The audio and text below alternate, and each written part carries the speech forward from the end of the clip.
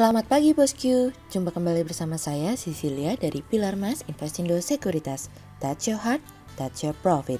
Nah, seperti biasa kita akan mulai saja nih market review kita hari ini, Rabu 17 November 2021 dengan episode Benci Tapi Rindu. Maka dari itu jangan kemana-mana ya bosku, tetap di channel Pilar Mas Investindo Sekuritas. Touch your heart, touch your profit. Pionir Sekuritas Channel di Indonesia.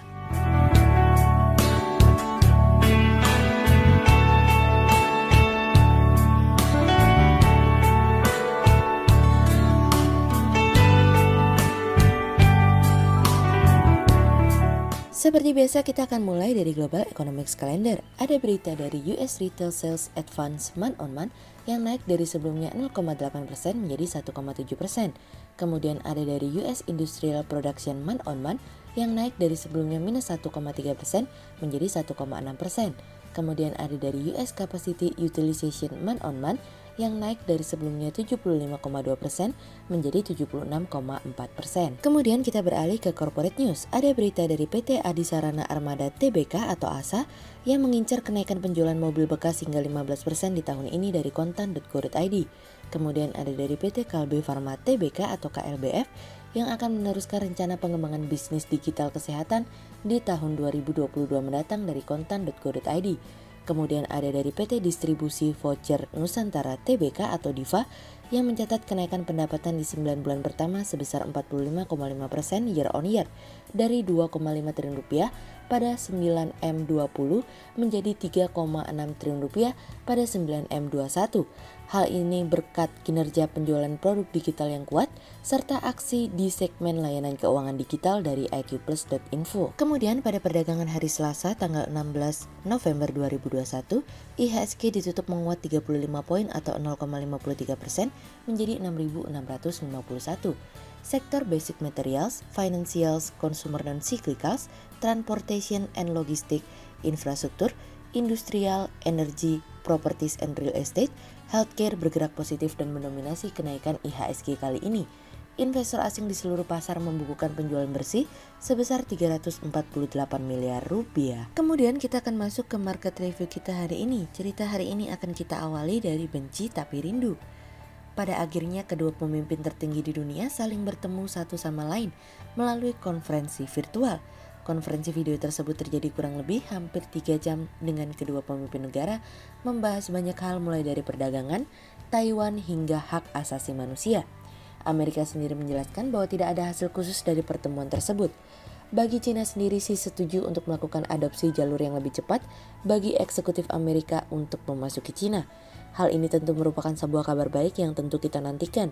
Bagaimana Cina lagi-lagi akan mulai membuka diri bagi Amerika. Dalam sebuah pernyataannya, White House mengatakan para pemimpin bersikap kompleks terkait dengan hubungan Amerika dan Cina, serta mereka berjanji untuk mengelola persaingan agar lebih bertanggung jawab. Amerika dan Cina juga membahas kemungkinan kerjasama di berbagai bidang loh bosku, dan Biden sendiri menggarisbawahi betapa pentingnya percakapan yang substansif dan konkret. Xi berharap bahwa Amerika dapat mengembalikan kebijakannya terhadap Cina terhadap jalur yang lebih rasional dan pragmatis. Xi mengatakan bahwa dunia masih cukup luas untuk mengakomodasi perkembangan Amerika dan Cina sehingga kedua negara tidak seharusnya terlibat antara pemenang dan pecundang. Tidak hanya itu saja, Xi menyampaikan kekuatannya di mana dirinya mengatakan bahwa Cina akan menjaga kedaulatan, keamanan dan kepentingan pembangunan Cina itu sendiri. Xi menambahkan bahwa Cina sabar dan akan selalu bersedia menggunakan ketulusan yang kami miliki untuk melakukan upaya terbaik dan mengupayakan prospek reunifikasi dengan damai. Namun jika pasukan separatis kemerdekaan Taiwan melakukan provokasi dan memaksa atau bahkan melewati garis merah, maka Cina akan mengambil tindakan drastis. Untuk masalah Taiwan, Biden hanya mengatakan bahwa dirinya mendukung Taiwan untuk membuat keputusannya sendiri. Biden juga menenangkan Cina dengan mengatakan bahwa Amerika berkomitmen pada kebijakan satu Cina. Alhasil, sudah terlihat jelas antara Amerika dan Cina terkait dengan hubungannya dengan Taiwan adalah Amerika akan mendukung pertahanan diri Taiwan dengan melakukan penjualan senjata dan akan mencegah upaya apapun untuk merebut Taiwan dengan paksa. Biden sendiri juga sudah menyampaikan nih bosku, bahwa Biden dan Xi memiliki tanggung jawab untuk memastikan bahwa persaingan antar negara tidak perlu mengarah ke konflik. Dan bagi Biden, tentu antara Amerika dan Cina harus membangun pagar pembatas yang sehat untuk menjadi lebih jelas dan lebih jujur pada bagian mana kedua negara tidak setuju dan tetap bekerja sama di mana ada kepentingan Amerika dan Cina yang saling bersinggungan, terutama pada isu-isu global seperti perubahan iklim. Xi menganggap Biden sebagai kawan lama, sembari mengatakan bahwa Amerika dan Cina harus terus meningkatkan komunikasi dan kerjasama. Xi akan melakukan setiap langkah untuk membangun konsensus, mengambil langkah aktif memajukan hubungan antara Amerika dan Cina dengan cara yang lebih baik dan suportif. Sejauh ini kami melihat bahwa hubungan antara Amerika dan Cina sama seperti yang terjadi sebelum-sebelumnya, kuat di atas, lemah di bawah. Kuat antara Biden dengan Xi namun lemah ketika harus berkoordinasi di level menengah bawah. Tidak hanya itu saja loh, kedua negara juga sepakat untuk dapat bekerja sama untuk memastikan pasokan energi global sehingga volatilitas harga tidak akan membahayakan pemulihan ekonomi global. Presiden Amerika dan Cina akan meminta timnya untuk melakukan koordinasi masalah ini secepatnya. Apakah ini artinya volatilitas harga komoditas akan usai? Sebentar lagi kita akan tahu jawabannya. Kemudian cerita selanjutnya datang dari Cadas. Surplus neraca perdagangan diproyeksikan masih dapat berlanjut hingga akhir tahun. Kenaikan harga komoditas global yang terdisrupsi oleh suplai dinilai menjadi katalis terhadap naiknya kontribusi ekspor di tahun depan. Selain itu, permintaan terhadap komoditas dinilai masih tetap kuat pada sejumlah negara, di mana pemulihan ekonomi di sejumlah negara terutama negara mitra dagang di Indonesia masih cukup besar. Surplus neraca dagang Indonesia kembali mencatat rekor pada Oktober 2021 sebesar 5,74 miliar US dollar. Surplus ini melampaui rekor pada Agustus 2021 sebesar 4,74 miliar US dollar. Surplus didorong oleh kinerja ekspor yang mencapai 22,03 miliar US dollar.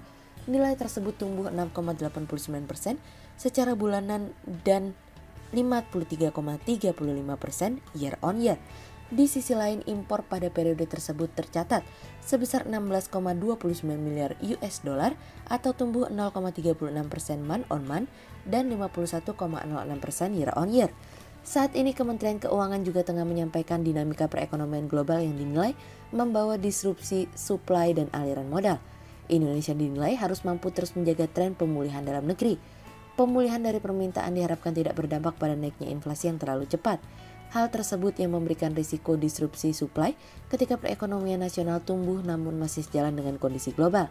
Sektor manufaktur mulai menunjukkan sinyal pemulihan yang sangat baik seiring naiknya Purchasing Managers Index atau PMI manufaktur ke 57,2 pada Oktober 2021. Meskipun begitu, laju permintaan yang lebih tinggi tetap harus diwaspadai. Selain itu, dinamika perekonomian global pun dinilai akan berpengaruh terhadap arus modal. Menurut Sri Mulyani, hal tersebut biasanya akan mempengaruhi pergerakan harga saham maupun aktivitas keuangan lainnya seperti penerbitan surat utang. Sri Mulyani juga menyampaikan tekanan yang berpotensi terjadi pada tahun depan di mana dinamika global yang akan menciptakan gerakan atau flow sangat dipengaruhi oleh isu global. Sehingga berdasarkan technical analisa, kami melihat saat ini IHSG memiliki peluang bergerak menguat terbatas dan ditradingkan pada level 6.591 hingga 6.714. Berikut stock watch pilar emas hari ini ya bosku. Yang pertama ada dari BRPT, kemudian yang kedua ada dari ISAT, dan yang ketiga ada dari BBNI. Berikut dua saham yang kami analisa hari ini ya bosku. Yang pertama ada dari ASA atau PT Adisarana Armada Tbk yang mengincar kenaikan penjualan mobil bekas hingga 15% di tahun ini. Target manajemen akan pertumbuhan tersebut tidak terlepas perubahan perilaku masyarakat yang lebih nyaman dalam menggunakan kendaraan pribadi, sehingga ini akan mendukung peningkatan penjualan kendaraan pribadi. Hal ini seiring dengan kondisi pandemi corona yang menyebabkan masyarakat cenderung lebih suka dan merasa aman menggunakan mobil sendiri daripada naik transportasi umum untuk mengurangi risiko tertular virus COVID-19. Sehingga berdasarkan technical analisa dalam tren per jangka waktu short term berpotensi untuk bullish dengan target 3.750 dan tingkat probabilitas sebesar 50%. Kemudian yang kedua ada dari KLBF atau PT Kalbe Farma Tbk yang akan meneruskan rencana pengembangan bisnis digital kesehatan di tahun 2022 mendatang. Di era digital saat ini memberikan manajemen untuk melakukan transformasi secara digital. Dengan transformasi digital tentunya akan memberikan dan mendukung bisnis perusahaan karena bisnis digital ini masih memiliki prospek bisnis yang menjanjikan untuk kedepannya.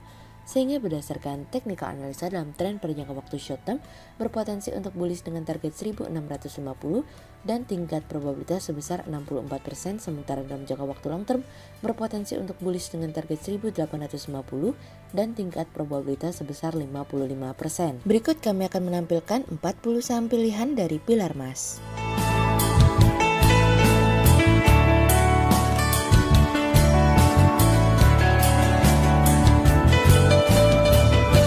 Sekian untuk review market kita kali ini ya bosku. Untuk info lebih lengkapnya bosku bisa download PDF dengan klik link di bawah video ini atau bisa juga langsung akses ke website kami di www.pilarmas-investindo.co.id. Dan jangan lupa untuk selalu jaga kesehatan buat para bosku ya. Kita akan bertemu lagi besok pagi untuk market review yang berikutnya. Jadi jangan lupa like, subscribe, dan tonton terus channel Pilar Mas Investindo Sekuritas. Touch your heart, touch your profit. Pionir Sekuritas Channel di Indonesia.